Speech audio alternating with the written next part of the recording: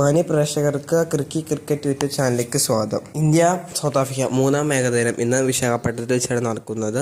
ആദ്യത്തെ 2 കളി run scoring ആണ് നടന്നത്. ഇന്ത്യക്ക് 2 കളി ടോസ് നഷ്ടപ്പെട്ടിരുന്നു. ആദ്യത്തെ കളി ജാൻസ്പൂരിൽ വെച്ച് ഇന്ത്യ 18 റണ്ണിൻ്റെ ജയവും കൂടാതെ രായ്പൂരിൽ വെച്ച് അവർ 4 വിക്കറ്റിൻ്റെ ജയമാണ് സൗത്ത് ആഫ്രിക്ക നേടിയിരിക്കുന്നത്. 2 ടീമുകളും ശക്തമായിട്ടാണ് ഇപ്പോൾ പോരാടുന്നത്. അവർക്ക് ഈ പരമ്പര ജയിക്കാൻ തന്നെ ഇന്ന് നടക്കുന്ന കളി അവർ ജയിച്ചിരിക്കേണ്ടത് അനിവാര്യമാണ്.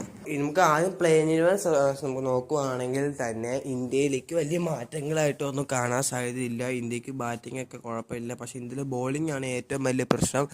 പേസ് ബോളറായ പ്രസിദ്ധ് കൃഷ്ണ 10.4 എക്കണോമിയിലാണ് കഴിഞ്ഞ ദിവസം എറിഞ്ഞിരിക്കുന്നത്.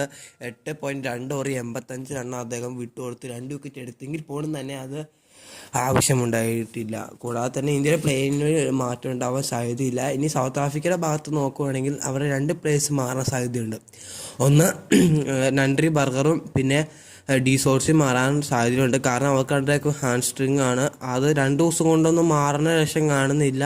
എന്നാൽ തന്നെ അവർക്ക് മാറ്റത്തിനായിട്ട് വരാൻ സാധ്യതയുള്ളത് റിയാൻ റിക്കിൾട്ടനും കൂടാതെ തന്നെ ബ്രാഡ്മാൻ വരാൻ സാധ്യതയുണ്ട്. നൻട്രി ബർഗറിനൊക്കെ പകരം ഇപ്പോൾ വരാൻ പോകുന്ന നിലവിൽ സാധ്യതയുള്ളത് നമുക്കൊന്നും അറിയാൻ പറ്റുകയില്ല. പക്ഷെ അവർ 2 പേരെ ഹാൻസ്ട്രിങ് മാറിയിട്ടില്ല എന്നാണ് നിലവിൽ വരുന്ന റിപ്പോർട്ടുകൾ പറയുന്നത്. ടോസ് നിർണായകമാണ്. ടോസ് ലഭിച്ച ടീമുകളെ ബോളിംഗ് എടുക്കാനാണ് സാധ്യത കൂടുതലായിട്ട് കാണുന്നത്.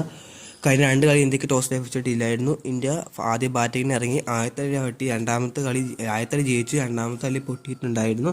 ഈ കളി ടോസ് നിർണായകമാണ് ഇരു ടീമുകൾക്കും. രാത്രി മഞ്ഞുണ്ടായിരിക്കും. അതുകൊണ്ട് തന്നെ രണ്ടാമത്തെ ബാറ്റിംഗ് ഇച്ചിരി കൂടി ബാറ്റിങ്ങിന് അനുകൂലമായ പിച്ചായിരിക്കും. അതുകൊണ്ടൊക്കെ തന്നെ ഈ ടോസ് ലഭിക്കുന്ന ടീം ബോളിംഗ് ചെയ്യാനാണ് സാധ്യത കൂടുതലായിട്ട് ഇവിടെ കാണുന്നത്. അപ്പോൾ ഇത്രയാണ് ഈ വീഡിയോയിൽ പറയുന്നത്. കൂടുതൽ അറിയുമ്പോഴൊക്കെ ഇന്ത്യക്ക് ടോസ് കിട്ടുമോ എന്നൊന്നും നമുക്ക് പറയാൻ സാധിക്കുകയില്ല.